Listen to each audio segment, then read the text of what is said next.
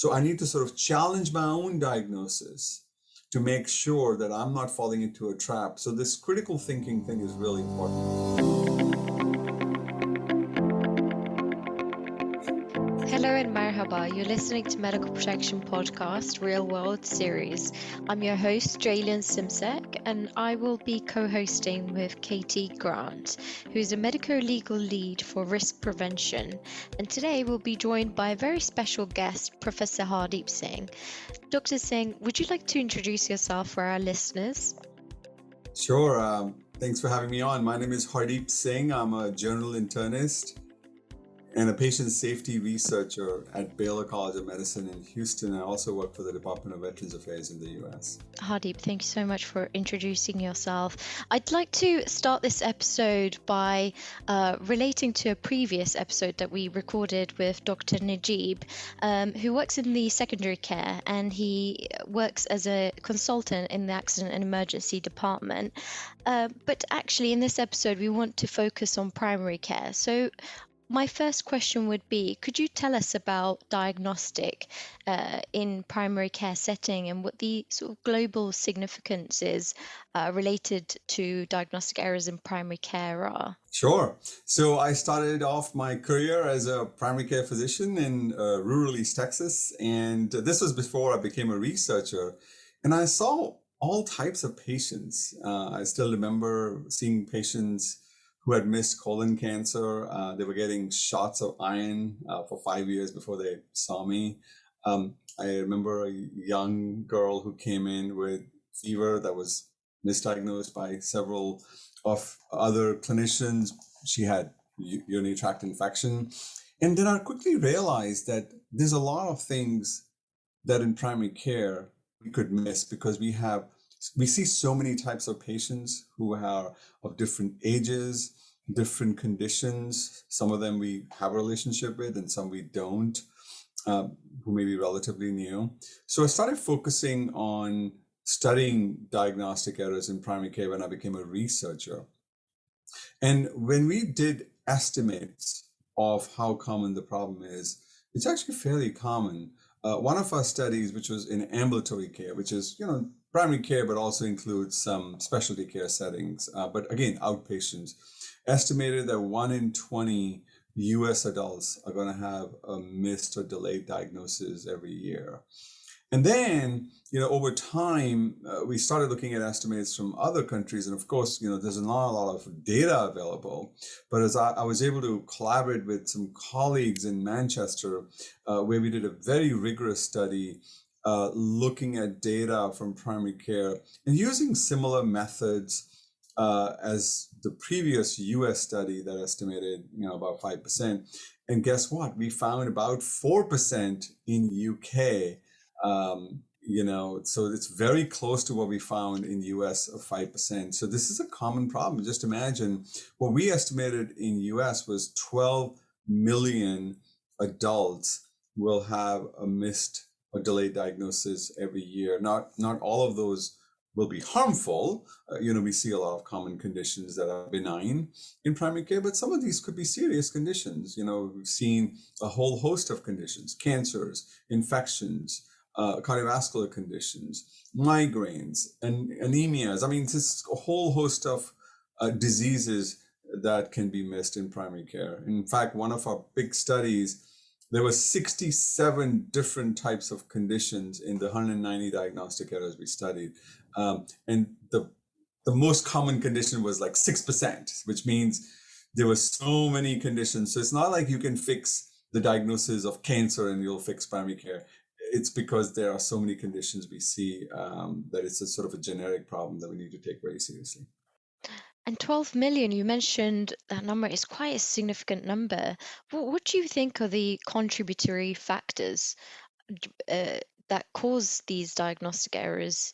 Yeah, so the contributing factors are immense. So in general, we think about this in sort of two buckets, right? So one is the clinician's thinking or the cognition, and that's where all the biases and the heuristics and the knowledge gaps and data gathering issues, data synthesis issues, all of those become quite relevant. But then there's systemic issues, right? So if I am under pressure to see patients in, like, let's say 10 minutes, and there's productivity pressure on me, and if I miss a diagnosis because I wasn't able to do a thorough history or physical exam, well, is that a system problem or is that a cognitive problem, right? Or it's a bit of both, right? So what we've had over time is we sort of consolidate all these systems and cognitive problems, and we think of them as one, because oftentimes they're related. So system issues would include, like I mentioned, time pressures, productivity pressure, a lot of chaos in primary care settings, interruptions, how we use information, how we track information. We've had some issues with electronic health records in the US. I'm sure you all do too. Oftentimes information gets lost in the system. Patients get lost. So I might see a patient, I might order a test that is abnormal, but I might not get the result back. Because the systems to track these patients who have abnormal findings are not very robust. Then we can have issues related to referrals. So referrals can get lost. I might refer a patient to a urologist because I'm concerned they may have bladder cancer, and because I saw them with hematuria, but for some reason the patient never got seen by the urologist in 6 months or a year, and now they've got a bladder cancer that I missed or delayed diagnosis of. Same could be true for a chest x-ray patient. I ordered somebody's x-ray and the x-ray was abnormal and that got lost. So there's a whole host of features: communication, coordination, teamwork, system issues, thinking issues, biases, heuristics, overconfidence. We've actually seen overconfidence as a problem in one of our studies. Unable to manage uncertainty because we think we kind of know what we're doing sometimes, so we don't seek help. And so that, I think, it's a very prominent problem in all types of physicians. It's a known problem in all professionals that have been studied. We often don't seek help when we most need it. So again, the list is long of contributory factors. Thanks. It's Katie here now. I used to be an anaesthetist. So when things went wrong with our patients, or when we had an emergency, the diagnosis was pretty apparent quite quickly, or if we got it wrong, it was quite quickly apparent. But you've talked about uncertainty in primary care. And I think the burden of uncertainty that primary care physicians have to hold is immense, right? And I'm interested, you described really the different stages there of the diagnostic process, or perhaps steps where these errors could be made. Which of those parts do you think is most significant? So is it the information we gather from the patients? Is it actually the tests we order? Is it the follow-up and the systems failings? Have you got any data, or have you done any research on what part of that process perhaps is the biggest contributor to diagnostic error or delay? Yeah, that's a great question. So let me just, for the listeners, describe the 5 processes that we think of. When we think of the diagnostic process, we think of 5 processes. So let's just walk through. One is sort of that classic consultation, the GP patient consultation, where there's history taking, there's physical exam, maybe there's, as a GP, I might order tests. The second process is that of test interpretation. So let's assume now I send the patient for an x-ray, or I order a test that gets read by whoever that might be, a lab person or a pathologist or a radiologist. So that's a performance and interpretation of the test.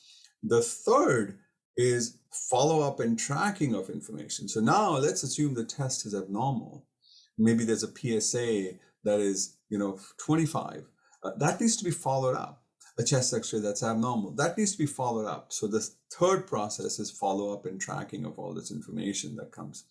The fourth process is the referral and consultation process, where I think you all call it referrals. Sometimes we call it referrals too, but sometimes we also call it consultation in the inpatient setting.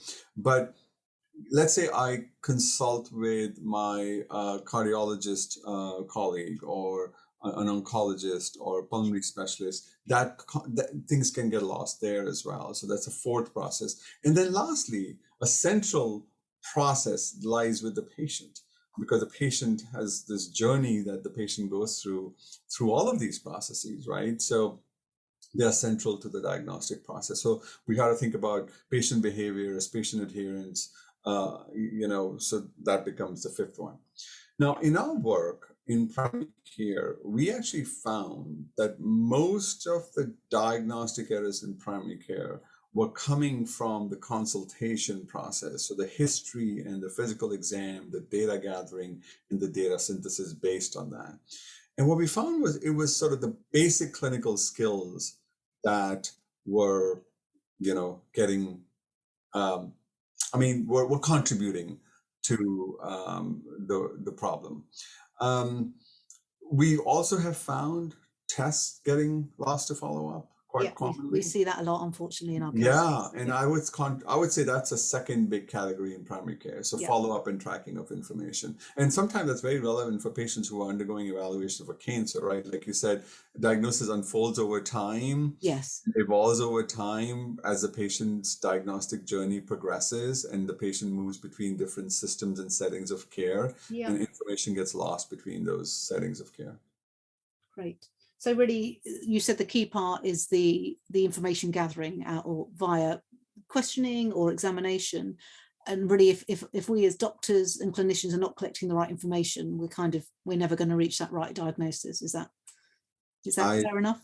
Absolutely. Or I'm a huge proponent, and sometimes people don't necessarily agree. They say, well, we've got so many tests. We're like, no. I'm sitting here thinking I'm in the big shiny hospital with all the beeping machines, but intrinsically it seems like the primary care physicians are the ones, they're pretty much using their brain and their ears and their hands, right? They're not, they don't really rely on any kind of technology. So Ceylan's going to explore a bit later about maybe strategies that our listeners can take on board. Can I just ask you a cheeky question? How much do you think we can reduce these diagnostic delays down by? Because you said there, what was it, up between 4 and 5% compared to the US or UK? We sort of think in primary care, that's the number of sort of diagnostic or cases that are misdiagnosed. Is that affect the proportion? Yeah, we got the number 4% from UK. Yeah. Do you think that it's, because obviously you've got the patient involved, so that's another complete wild card. You've got labs, you've got email systems, we've got computer systems that don't talk to each other. So our hospital systems don't talk to the primary care systems necessarily. Still. So I think do you think that, we can make inroads into this area? Because obviously, like Ceylan says, 12 million in the US. It's kind of mind-blowing. Yeah. So, realistically speaking, we're not going to get this down to zero. I have increasingly moved away from zero as an achievable aim, at least in my lifetime. And I think realistically, we should be able to, over the next, decade or so, try to aim for at least 50% reduction. This is not going to be an easy thing to solve. I'm not being too aspirational. In fact, I'm being very realistic. I think there's lots of preventable harm in primary care. Overall, I think primary care, at least in the US, is underemphasized, understudied, underfunded. I think the research in safety in ambulatory care, primary care, is very weak. The evidence is still evolving. We don't have good infrastructure, resources, and personnel to help us fix patient safety in the primary care setting. I mean, think about, at least in the hospitals, you've got the patient safety managers, at least in the US, a lot of hospitals have patient safety officers, there's layers. analytic teams, people who do RCAs, people who learn from all these investigations. But guess what? In primary care, we don't have those systems. So guess who gets a lot of data on primary care is malpractice carriers, right? Because they see all these claims over time. So they say, oh, look, primary care has a problem with, patient safety, but what's the investment in primary care? So I think it's going to be a difficult problem to fix over time. So, but we should aim for half. Great. For sure. And is there, sometimes here, people tend to think that general practice is perhaps not the easy way out, but, actually they're not doing the real medicine. But I think from what you said, if anything, it sounds like the GPs, the family physicians are the guys who are sort of working out from the beginning what's going on. I mean, do you have that sense where sometimes doctors say, well, I want to see the specialist? Like they always see GPs as someone who's just there to refer them. But of course, that's massively underselling what I think is an incredibly difficult job that I could not do, if I'm honest with you. Well, I think in UK, GPs Yeah. are more respected than they are in US. Oh, okay. I think you all are, pay your GPs better and trust and maybe Okay, your well that's one value. positive, which What was that? that's one positive. Positive, yeah, it is. Right. In US, there was this big report on primary care from the National Academy of Medicine a few years ago. I still Yeah. don't know how primary care reform is happening. It's a few years out. Nothing much has changed that I'm aware of. Okay, so lots of opportunity. So Absolutely. I might hand back to Ceylan now, because I think Ceylan, probably we want to think about what actually our listeners might be able to do to try and make some inroads into this 50% reduction we're all going to aim for. Yeah, actually, just from listening to Hardeep, just from my work as a case manager, one of the things that we see is often malpractice claims happening due to these misdiagnoses. And I think it's quite important for our listeners who are working in primary care setting to find out if there's any strategies that they can use to prevent this or to reduce this, to reduce these happening. Yeah, absolutely. And, I'm going to refer everybody to a paper we wrote in BMJ last year about 5 strategies to achieve diagnostic excellence. And I'm going to quickly walk through the 5, and hopefully people can, look at the paper for more details. One of the things we found is use of feedback. So use of feedback means I learn about my own diagnostic performance through various sources. So this could be done through my own assessment. So I could go back and look at my cases and see how well I did last year on some patients, let's say with cancer that I may have diagnosed, or somebody else can tell me about, the patients that I'm seeing. The systems to deliver feedback are not very robust. So we don't have good systems in which GPs can easily get feedback on their own cases. So we actually came up with a tool recently through the Agency of Healthcare Research and Quality in the US called Calibrate DX. And what it does is it gives specific systematic strategies for clinicians of all types to collect feedback on their own diagnostic performance by themselves, perhaps working with a peer sometimes. Like I have a trusted peer, I want to say, hey, what would you have done in this case? What would you have done for this patient? Would you have done things differently? But it does need some time investment if you spend time gathering feedback on your own patients, right? Most of the time, GPs are just seeing patients throughout the day. When do you find time to do this feedback activity that we're sort of, recommending?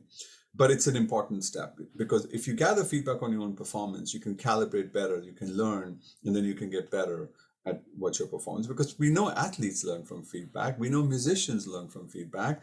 The people who tell us about weather learn from feedback. They know what happened. So all these professions learn from feedback, but we don't in healthcare. The second thing we recommend is what we call bite-sized practice. Bite is in BYTE. It's a play on bite size as in small size practice, just to spend few minutes a day doing cases. So we, all want to do exercise every day. We don't find always time, but maybe if you can make 5 or 10 minutes for a specific activity, which is very useful to us, and do it at least several times a week, it would be very good. So think of this as looking at cases online. So in this article, we provide many resources for clinicians to go and look at cases, because these cases are real world vignettes where you can sort of practice without practicing it on a patient. So we advise this regularly. The third is biases. So the biases could be implicit biases about a patient, or other types of biases. And so then we think about ways you can de-bias yourself, so you don't fall into those traps. The fourth is making diagnosis a team sport. So all of this generally rests on the physician or the clinician in charge, but we got to think of nurses, we got to think of physical therapists as a part of the team, we got to think of patients as a part of a team, all the other diagnostic specialties as part of our team, the specialists are a part of the team. So thinking of diagnosis not just in a single physician's head, but something that is evolving across time and involves multiple people. So making diagnosis a team sport is really important. And then lastly, critical thinking. So this is one thing we don't do very well. We don't teach it very well in medical education. Critical thinking is really important. So if the patient is coming back to me and their migraine is not better, I'm thinking they have migraine, but they may not have migraine. They may have a brain tumor. But what are the clues that tells me? Maybe the wife has some information about the patient's behavior patterns. Maybe the patient has had some other systemic symptoms such as weight loss. So I need to sort of challenge my own diagnosis to make sure that I'm not falling into a trap. So this critical thinking thing is really important. So just walked you through 5 processes. Now, you could say that a lot of this also should be on the system to improve. Now, these are the 5 things that we thought individuals can do, but there's a whole lot of things that the system people can do. The system that supports the GPs, NHS, whether it's called NHS, whether there's whoever has the organization where the GPs practice, that can also support the GPs in addition to these individual strategies. Thank you, Hardeep. You've mentioned a couple of options where we can explore on diagnostic errors and how to reduce those. The first one that you mentioned was feedback. In terms of our clinicians, some of them might be hesitant to approach colleagues to receive that feedback due to fear of being blamed. Do you have any advice to our listeners about that? Yeah, we have found this to be a problem, actually, for several reasons. One of them is they might think about the blame issue, but also we know physicians are hesitant often to ask for help, right? We did a study in which we gave physicians both sort of easy cases as well as difficult cases in vignettes. And we thought that in difficult cases, their confidence will drop and they will ask for help. But when we did the analysis, we did not find that. So what happened was the confidence of the physician who was making a differential diagnosis stayed the same, regardless of how easy or difficult the case was. And in the difficult cases, even though the accuracy dropped dramatically, they didn't seek help. And so one of the things we've been saying is this is because of what we call miscalibration. That means your accuracy and your confidence are not aligned. And what we need to do is to strive for better calibration. And one of the ways you can get better calibration is through feedback, because that's what psychology, research from cognitive psychology shows that you can get better with feedback, because you can calibrate better. And then you would be able to ask for help when you most need it. So I think one is sort of realizing, if you look at your own performance, when you need help, and becoming better calibrated about it. But then we also have to create the psychological safety around the clinician to make sure that this is considered the norm. It's not an exception. It is a norm asking for help. Even if it's a curbside, what we call a curbside is, just asking a peer, hey, what do you think about this? I'm seeing a patient right now. And there's several studies that have come out in trying to support that, it's okay to ask for help and get the help that you need, whether it's from a consultant or whether it's from a peer. But the larger question is the culture that we have in medicine of being sort of the heroes. And I think from sort of the hero concept, we need to sort of change that into becoming more reliable and, making sure that asking for help is okay when you're uncertain. We don't do a very good job with uncertainty in medicine. We are very uncomfortable and fearful of our, uncertainty. So that also has to be, changed over time. So anyway, psychological safety, working on how to manage and acknowledge uncertainty better, maybe communicating uncertainty to patients when it's needed. And accepting it and making this a norm. And that's why the tool that I'm going to put in the chat, Calibrate DX, is useful, because it makes the whole process of getting feedback a lot more systematic and makes it sort of the norm across the practice of the institution where this is. Can I ask, Hardeep, I'm really interested by this overconfidence, because I've probably been of the underconfident, imposter syndrome type of physician, and I've certainly encountered, particularly in anaesthetics, you tend to get both ends of the spectrum. have you encountered perhaps general practitioners who lack confidence in their diagnosis or their diagnostic skills? And if so, is there any evidence that they may be more defensive, for example, over ordering tests or investigations? Is that something you've seen in your work, or does it tend to be the overconfidence? Well, anecdotally, yes, but we Mm. have not been able to sort of study. One of the problems, believe it or not, it's Mm. been hard to recruit physicians into our studies to get to the exact questions that you are referring to. I Because I mean, we guess they did a have to select study. themselves, do they? And Well, yeah, and also, already we have that's, to like go for, friends of Singh and, things yeah, like try, people we it. Yeah, know. because no one wants to put themselves forward in case you were like, oh gosh, I'm really Yeah, not good at so I this. mean, Oh, GPs are busy seeing patients. yeah, Why would they participate in research studies for yeah. people, who So it's may or may not difficult to have get the the additional data to funding? know. But that's a very Yeah. interesting question. Mm. Anecdotally, we've seen that there's a lot of defensive medicine, but at Yeah. least in the US, a lot of it is based on the sort of the malpractice claim. There's a lot of Yes. use. And the other thing we see in primary care is there is both underuse and overuse, right? So we're ordering all these useless vitamin D tests, for Yeah. instance. We're ordering PSAs, for instance, in 85-year-olds. Yeah. So a lot of that is also happening in primary care. So we have both the underuse and overuse problem both. And that's why we think the calibration is really the best way to kind of combat both the underuse and the overuse. So so it could be good for those people who think, am I ordering more? Do I give antibiotics more often than my colleagues, or do I, am I more likely to send for an X-ray than not?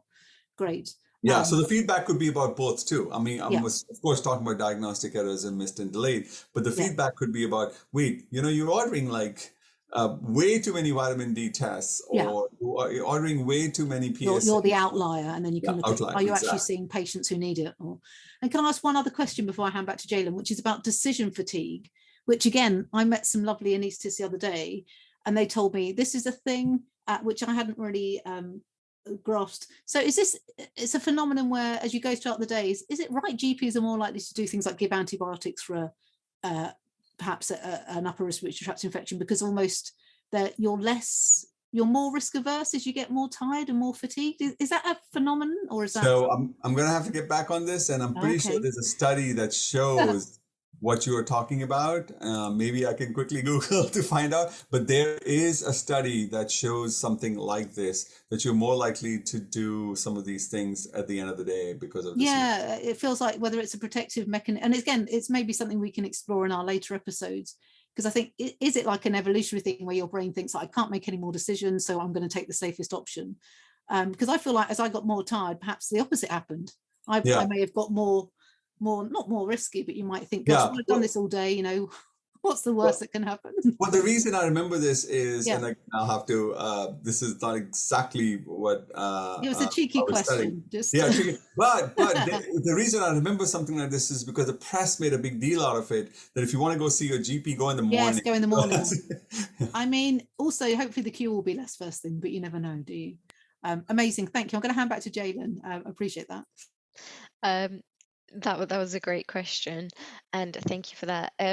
So in the first episode that we recorded with Stephen Priestley, he mentioned about artificial intelligence being utilized and technology being utilized to prevent diagnostic errors.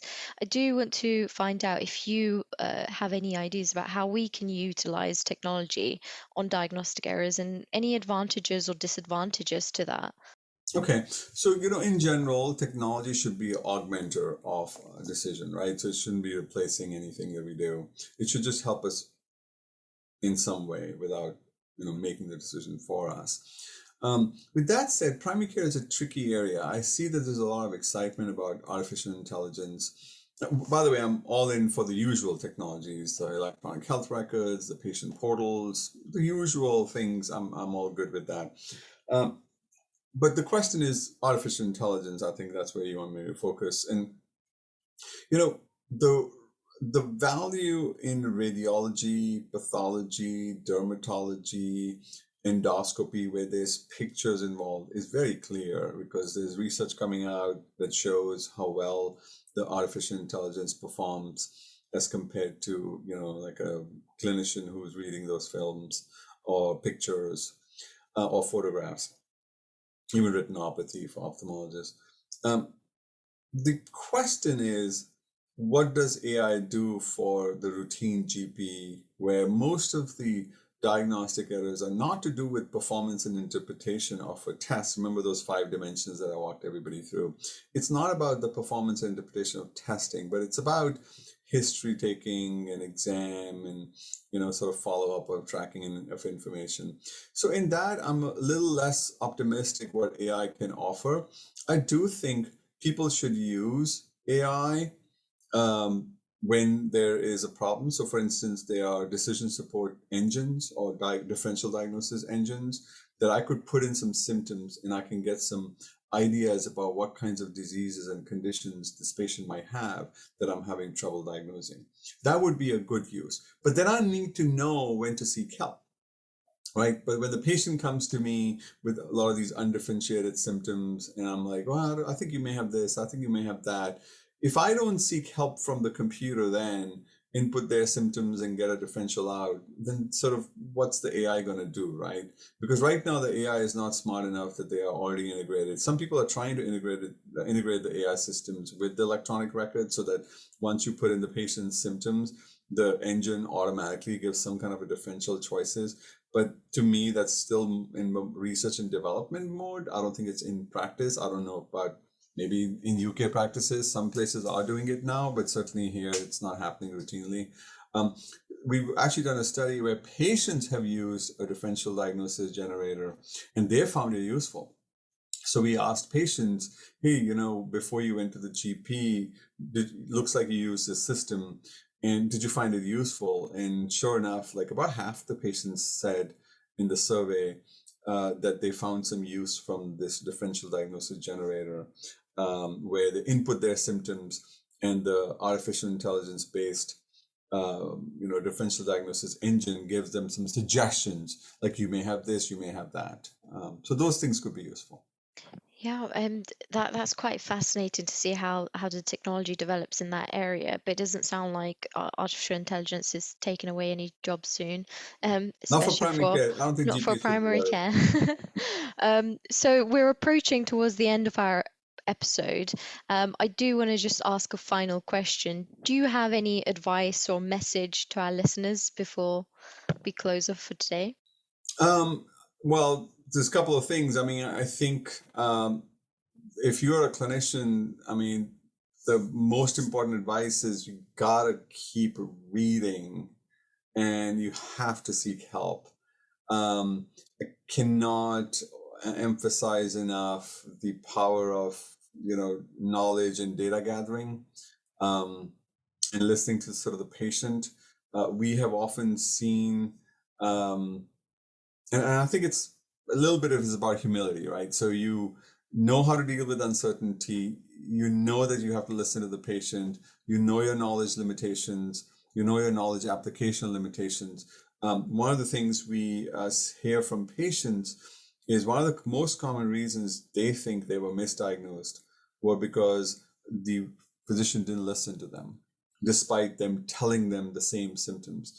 So all of that, sort of that humility part or listening to the patient, comes from various sort of sources of information about yourself. So getting feedback, calibrating better, adjusting sort of your confidence, reading to make you more humble because you realize, oh my God, so this, you need to keep up. Because with time you sort of lose touch with sort of the current knowledge. And I think if all of these things are done, so it's not one message, it's multiple, but I think if all of these things are done, you can strive towards diagnostic excellence. Thank you so much for joining us today as well, Dr. Singh. That's been very helpful.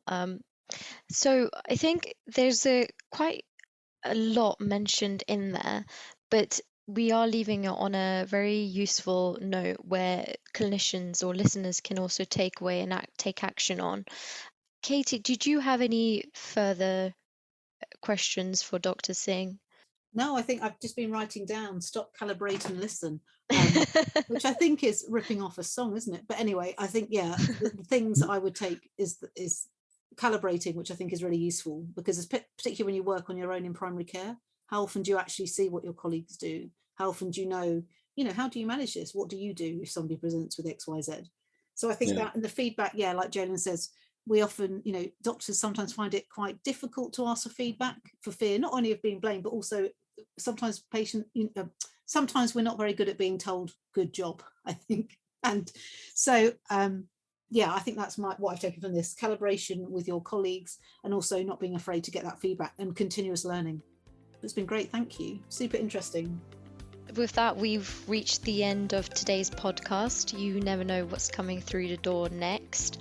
If you'd like a certificate for listening to go towards your CPD, or to learn more about what we covered today and who you were listening to, please do look at the podcast description. I've been your host, Ceylan Simsek. Have a good day.